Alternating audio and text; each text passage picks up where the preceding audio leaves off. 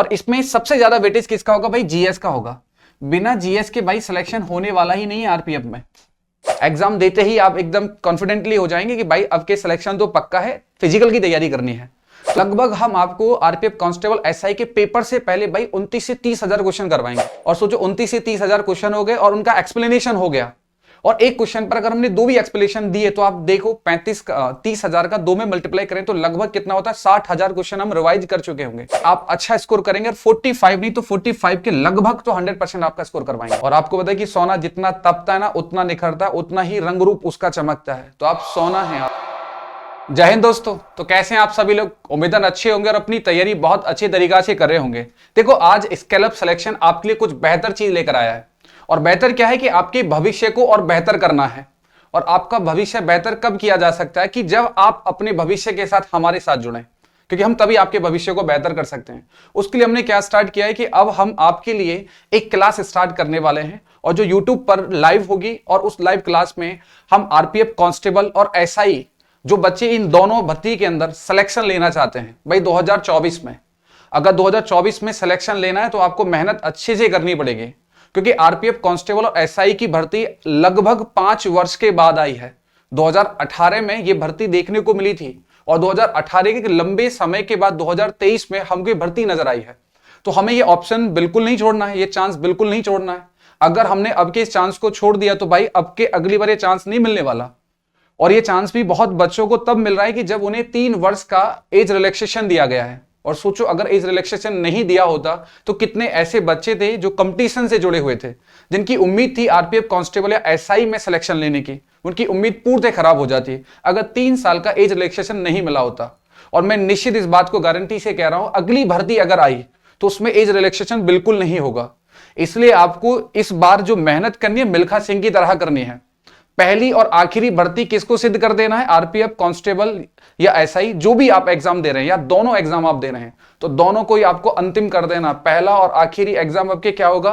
Constable और SI, पहला और आखिरी एग्जाम होगा। तो इसकी अब जो हम आगे बात करेंगे आरपीएफ कांस्टेबल एसआई के बारे में, कुछ बेसिक बातों पर हम बात करेंगे। उसके बाद हम आपके लिए क्या बेहतर लाएं उस पर हम बात करेंगे। देखो आपको इतना तो पता है कि आरपीएफ कांस्टेबल की भर्ती में कितनी वैकेंसी दी है सरकार के द्वारा? 4208 वैकेंसी दी है। और फॉर्म कब से स्टार्ट हो गए? तो भाई 15 तारीख से फॉर्म स्टार्ट हो गए हैं। देखो जिन्होंने भर दी बहुत अच्छी बात है, भरना ही था। और जिनके द्वारा फॉर्म नहीं भरे गए भाई जल्द से जल्द फॉर्म भर दो। कहीं ऐसा ना हो कि बाद में साइट बिजी होना शुरू हो जाए, और ऐसा हो जाए कि आप फॉर्म भरने के इच्छुक थे, आपकी एज आपकी उम्र थी फॉर्म भरने की, आपकी तैयारी भी अच्छी थी, आपकी जिज्ञासा भी अच्छी थी, फॉर्म नहीं भर पाए। तो भाई ऐसा ना हो, इसलिए समय से पहले फॉर्म भरें और सावधानी से अपने फॉर्म को भरवाएं, क्योंकि लास्ट डेट कब आपकी है? 15/5/2024 तक आपकी लास्ट डेट है। वैकेंसी कितनी? 4208 वैकेंसी दी है आरपीएफ कांस्टेबल के अंदर। देखो नौकरी एकदम बिंदास है भाई, बहुत मजेदार नौकरी है। देखो आरपीएफ कांस्टेबल में अगर आप लग जाते हो तो ज्यादा आपके ऊपर ड्यूटी का प्रेशर और दबाव नहीं रहने वाला। स्टेशन पे ड्यूटी देनी है, और ड्यूटी है भी क्या, बहुत मजेदार ड्यूटी है भाई। सब ट्रेन आती है, ट्रेन के आगे खड़े हो जाना है, एक फोटो खिंचवाना है, और फोटो खिंचवा के ग्रुप में डाल देना है, वो होगी आपकी ड्यूटी। बस ट्रेन की उपस्थिति पर आपको उपस्थित होना है वहां पे बस। स्टेशन पर अगर कोई ज्यादा हीरोपंती दिखा रहा है तो 2 थप्पड़ लगा के थपरा दो, बस धमका दो, ये आपको करना है। स्टेशन के बाहर कोई मर रहा है कर रहा है, आपको कोई दिक्कत नहीं, आपको कोई मतलब नहीं उस बात से, लोकल पुलिस उस चीज को देखेगी। तो नौकरी बहुत बढ़िया है भाई, फैसिलिटी भी बहुत अच्छी है। आर्मी के बाद अगर देखें सुविधाओं में तो आरपीएफ बहुत अच्छी सुविधा प्रदान करती है। देखो आप रेल से कहीं भी यात्रा कर सकते हो, किसी भी ट्रेन में यात्रा कर सकते हो। भाई साहब स्टाफ बोलना है, आरपीएफ कांस्टेबल स्टाफ, टीटी कुछ नहीं बोलेगा, कह देगा भाई साहब बैठो, कहां बैठाना है आपको, कहां जाना है, और सर करके बात और करेगा। और भाई देखो मेडिकल फैसिलिटी फ्री देती है, एजुकेशन आपके बच्चों के लिए फ्री देती है, सैलरी बहुत अच्छी देती है, 1 महीने की एक्स्ट्रा सैलरी देती है। तो किसी चीज में कोई दिक्कत नहीं है, नौकरी बहुत बिंदास है। अगर आपको ये सुविधाएं चाहिए और यदि आपको इस प्रकार की सुविधाएं भविष्य में चाहिए तो भाई तभी मिल सकती है जब मेहनत करनी पड़ेगी। अगर मेहनत करोगे तभी मिलेगी, अन्यथा कुछ नहीं मिलने वाला कि कोई और लेके चला जाएगा जो मेहनत करेगा। जैसे बोलते हो ना, मेरे सपनों की रानी कब आएगी तू। अगर आपने मेहनत नहीं की तो आपकी रानी आपके सपने में ही आएगी, हकीकत में नहीं आने वाली, क्योंकि हकीकत में उस रानी को कोई और उड़ा के लेके चला जाएगा और तुम सिर्फ गाने गाते रह जाओगे। और सपने की रानी को हकीकत में लाना चाहे तो बेटा तभी आएगी जब आप मेहनत करोगे और कंधों पर वर्दी लगाओगे। और जिस दिन कंधों पर वर्दी लग जाएगी ना, रानी भी आएगी और रानी का बाप भी आएगा, ठीक है, दोनों आएंगे फिर। बोलते ना पापा नहीं मान रहे, जब वर्दी कंधों पर होती है ना, पापा को तो छोड़ो फूफा भी मान जाते हैं। ठीक है, तो आपको तैयारी करना है, तभी आप कुछ कर पाओगे, बिना मेहनत के कुछ नहीं है भाई। और ये अंतिम चांस है आरपीएफ कांस्टेबल में आपके पास में, इसके बाद आपको चांस मुश्किल ही मिलेगा नेक्स्ट टाइम। देखो कांस्टेबल में 4208 वैकेंसी, कांस्टेबल के बाद सरकार ने अब की किस में भी वैकेंसी दी, एसआई में। एसआई में वैकेंसी बेशक कम है, लेकिन हमें कम वैकेंसी से क्या लेना, 452 तो बहुत है, हमको एक वैकेंसी चाहिए, हमें एक लेनी है, तो यानी 452 तो बहुत आ गई, क्योंकि हमें एक जॉब को चाहिए था। ठीक है, तो काफी है, 452 वैकेंसियां बहुत अच्छी है, नौकरी बहुत मजेदार है। और भाई जो इनिशियल पे है वो कितना है, 35,400 है, बहुत मजेदार। अगर हम कंपैरिजन करें ना, तो यूपी दरोगा से कहीं ज्यादा बेहतर नौकरी क्या होती है, आरपीएफ दरोगा की होती है भाई, बहुत मजेदार नौकरी होती है। तो ये तो आपको पता है कि कितनी वैकेंसी आई है, फार्म आपको जल्द से जल्द भरना है, और फार्म भरने में भाई कोई गलती मत करना, और भाई साहब खुद उपस्थित होकर फार्म को भरवाना, ये मत सोचना कि मेरा भाई फार्म भरता है उस पर भरवा देंगे, नहीं, आपको स्वयं, क्योंकि जिम्मेदारी आपकी है। देखो इतना आपको पता है कि आरपीएफ कांस्टेबल में सबसे पहले क्या होता है भाई, कंप्यूटर बेस्ड पेपर होगा सबसे पहले, इतना तो पता है। पहले एग्जाम दोगे, अपना हुनर दिखाओगे, और हुनर दिखाने के बाद फिर कहां मौका मिलेगा हुनर दिखाने का, फिजिकल एफिशिएंसी टेस्ट के अंदर, भाई वहां पे दिखाओगे अपना हुनर। पहले तो अपने दिमाग और कलम की ताकत दिखानी है, और उसके बाद शरीर की ताकत को दिखाना है, तब जाके रेलवे की नौकरी मिलेगी। ऐसे नहीं मिलने वाले कि सिर्फ दिमाग की ताकत से ही नौकरी मिल जाएगी, बिल्कुल नहीं भाई, दिमाग और कलम की ताकत के बाद शरीर की ताकत का भी प्रदर्शन करना पड़ेगा, और बहुत चैलेंजिंग है अपने आप में इसका फिजिकल क्वालिफाई करना। 5:45 का टाइम मिलता है, 6 का टाइम देती है दिल्ली पुलिस, और 6 के टाइम में आपने देखा होगा भी हाल ही में दिल्ली पुलिस की वैकेंसी कंप्लीट हुई है, भर्ती कंप्लीट हुई है भाई साहब, लगी नहीं रही 100 में से 10-10, 12-12 बच्चों के सिवा। और सोचो जहां 5:45 का टाइम, वहां कितना डिफिकल्ट होगा। तो बेटा मेहनत कहां पे भी अच्छी करनी पड़ेगी, फिजिकल में भी करनी पड़ेगी, तैयारी के साथ साथ तो मन और तन दोनों से ताकतवर होना पड़ेगा, तब आपके कंधों पर क्या आएगी, आरपीएफ कांस्टेबल एसआई की वर्दी आएगी। ठीक है, इसके बाद क्या होगा, डॉक्यूमेंट वेरिफिकेशन होता है, मेडिकल होता है, और मेडिकल के बाद एक फाइनल मेरिट लगाते हैं। लेकिन चिंता ही नहीं करनी है फाइनल मेरिट की, तो क्योंकि भाई साहब पेपर निकालो, फिजिकल निकालो, ज्वाइनिंग लेटर पक्का है, क्योंकि रेस ही बहुत रेयर बच्चों पर लगती है, बहुत कम बच्चे रेस को क्वालिफाई कर पाते हैं। तो जितना ज्यादा हमारे लिए चैलेंजिंग एग्जाम होगा, उतना ज्यादा चैलेंजिंग क्या भी है, फिजिकल भी। दोनों चीजों को अच्छे तरीका से लेके चलना है और साथ साथ लेके चलना है। अगर हम इसकी बात करें, इस पॉइंट के ऊपर हमारे सर पहले भी वीडियो बना चुके हैं, ठीक है, शिवम सर के द्वारा उस वीडियो के बारे में आपको बताया जा चुका है आरपीएफ क्या है। बस हमें तो थोड़ा थोड़ा हल्का हल्का सा बात करना था, इसलिए हमने बात कर दिया। डिटेल से उन्होंने अपनी एक वीडियो बनाई, उसमें इस बात को समझाया भी है। देखो हम इसके एक एग्जाम पैटर्न को समझते हैं।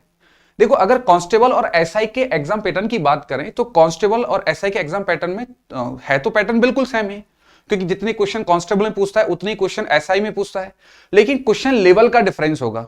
अब कांस्टेबल पे कांस्टेबल के प्रकार से क्वेश्चन पूछेगा, और दरोगा पर दरोगा के प्रकार से क्वेश्चन पूछेगा। अगर एसआई है तो थोड़ा लेवल बढ़ जाता है, और कांस्टेबल लेवल थोड़ा कम होता है। लेकिन अगर हम वो देखें, टाइमिंग देखें, और हम क्वेश्चन देखें, तो क्वेश्चन दोनों के सेम है। कितने क्वेश्चन आते हैं भाई, 120 क्वेश्चन आएंगे, और टाइमिंग कितना होगा भाई, 90 मिनट का टाइम मिलेगा, यानी 1.5 घंटे टाइम मिलेंगे आपको 120 क्वेश्चन सॉल्व करने के लिए।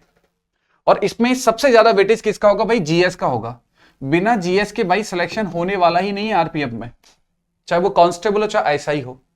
अब हम आपके लिए जो घोषणा करने वाले इस क्लास के अंदर कि हम ऐसा क्या लेकर आए जिससे कि हम आपके जीएस को बेहतर कर सकें, और भाई आपको एक अच्छा स्कोर दिला सकें आरपीएफ कांस्टेबल एसआई के अंदर, जैसे कि आपको इस बात की चिंता ही ना हो कि आप मेरिट में आएंगे या नहीं आएंगे। एग्जाम देते ही आप एकदम कॉन्फिडेंटली हो जाएंगे कि भाई अब के सिलेक्शन तो पक्का है, फिजिकल की तैयारी करनी है। तो उसके लिए हम क्या इस वीडियो में बताने वाले हैं, इस वीडियो में हम आपके लिए क्या लेकर आए, जीएस को बेहतर करने के लिए। और जीएस बेहतर करने के लिए हमने क्या स्टार्ट किया है, हम आपके लिए एक बुक का ऑल सॉल्यूशन कराएंगे। और बुक कौन सी है, लुसेंट। भाई लुसेंट ऑब्जेक्टिव बुक। देखो लुसेंट ऑब्जेक्टिव बुक को हम क्या करेंगे, पूरा सॉल्यूशन कराएंगे। भाई इस पूरी बुक का सॉल्यूशन करेंगे, history, polity, economic, geography, science, पूरी बुक को कंप्लीट करेंगे। यानी ऑब्जेक्टिव बुक है, ऑब्जेक्टिव बुक के साथ साथ इसका हम एक्सप्लेनेशन भी करते चलेंगे। क्वेश्चन बहुत ज्यादा है इस बुक के अंदर, लगभग हम आपको आरपीएफ कांस्टेबल एसआई के पेपर से पहले भाई 29 से 30 हजार क्वेश्चन करवाएंगे। और एग्जाम में आने कितने क्वेश्चन है, 50 क्वेश्चन।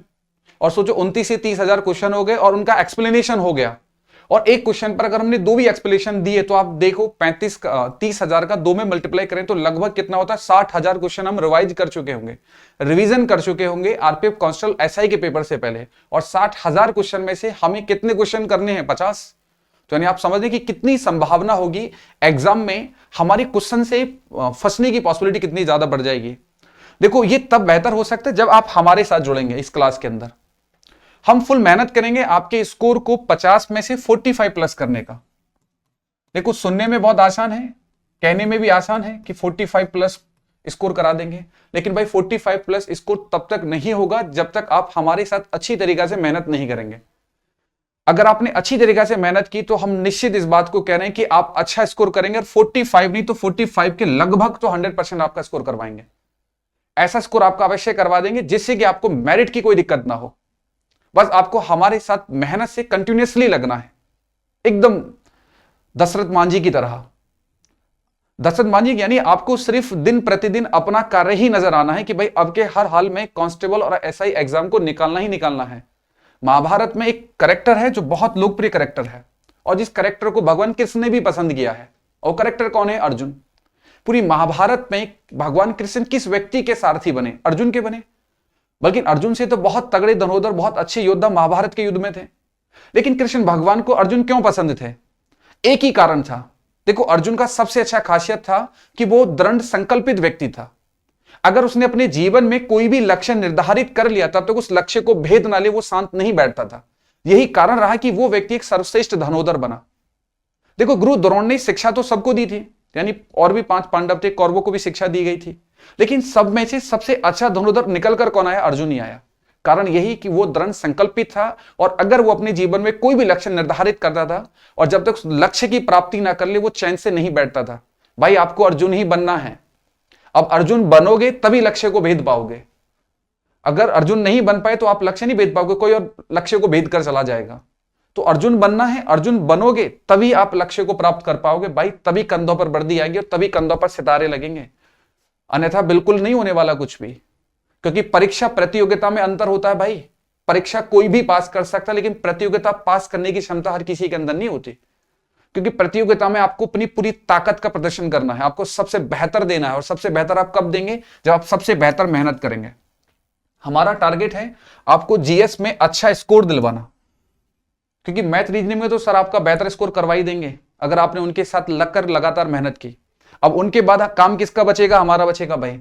और हम इसकी गारंटी लेंगे कि आपको लगभग 45 और 45 प्लस के लगभग स्कोर करवाएंगे। और उसके लिए हम लूसेंट ऑब्जेक्टिव का ऑल सॉल्यूशन करेंगे और वीक में एक दिन हम करंट पर भी डिस्कस करेंगे जो आरपीएफ कांस्टेबल और एसआई के एग्जाम से संबंधित होगी। उस पर भी हमारा डिस्कशन चलेगा, एक दिन उस पर भी हमारी क्लास चलेगी। और हम जो अब डेली जो क्लास लाइव करेंगे लूसेंट ऑब्जेक्टिव की आरपीएफ कांस्टेबल और एसआई के लिए, वो शाम के 7 से 8 बजे होगी। यानी शाम के 7 से 8 बजे तक, यानी 1 घंटा हम आरपीएफ कांस्टेबल के लिए लाइव करेंगे। और भाई देखो आप एक बार जुड़ के देखना, एक बार लगना आप हमारे साथ, और इसका रिजल्ट हम आपको कुछ दिनों में ही दिखा देंगे जब आप टेस्ट सीरीज देना शुरू करेंगे। और जब टेस्ट सीरीज में आप अपना स्कोर देखेंगे तब आप खुद इस चीज को देखेंगे, खुद महसूस करेंगे कि क्या इसका परिणाम आपको मिल रहा है। और ये परिणाम हमें आपको कहां देना है, ये परिणाम हमें आपको सिलेक्शन में देना है। आरपीएफ कांस्टेबल एसआई में आपको सेलेक्ट करना भाई। और सेलेक्ट होकर जब आप हमारे सामने आओगे, हमसे मिलने के लिए आओगे, तो हमारा सीना तो वैसे ही 56 से 58 का हो जाएगा भाई। ठीक है, तो आज आपको हमारे साथ इस बात की कसम खानी कि आपको 7 से 8 बजे हमारे साथ क्या आना है, लाइव आना है। और इस लाइव में हम आपको लूसेंट ऑब्जेक्टिव यानी जीएस में आपको बेहतर करेंगे। और आपको पता है कि सोना जितना तपता है ना उतना निखरता है, उतना ही रंग रूप उसका चमकता है। तो आप सोना है और आपको अब हम तपाने का काम करेंगे। और जब सोना तप के तैयार होता है ना तो कितना सुंदर आभूषण उसे बना लो, तो आपको वही सुंदर आभूषण के रूप में परिवर्तित करना है। ठीक है, तो आज हमारी क्लास इतनी थी और आज हम इस क्लास में आपको एक घोषणा कर चुके हैं। और आपको कल 7 से 8 बजे लाइव आना है और कल मिलेंगे आपको 7 से 8 बजे लूसेंट ऑब्जेक्टिव के साथ। तब तक के लिए जय हिंद, मस्त रहें और आए हमारे साथ 7 से 8 बजे लाइव। जय हिंद।